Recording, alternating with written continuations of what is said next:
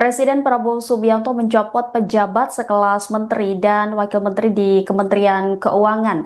Menteri Keuangan Sri Mulyani Indrawati menjadi salah satu menteri yang ikut di reshuffle.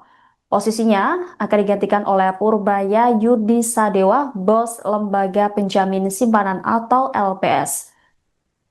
Sri Mulyani Indrawati merupakan Menteri Keuangan Republik Indonesia. Ia menjadi Menteri Keuangan terlama dalam sejarah Republik Indonesia. Sri Mulyani sempat menjabat Menteri Keuangan di era Susilo Bambang Yudhoyono. Jabatan itu berlanjut saat Joko Widodo menjadi Presiden Republik Indonesia. Wanita kelahiran 26 Agustus 1962 ini pun menjadi Download Tribun X sekarang, menghadirkan lokal menjadi Indonesia.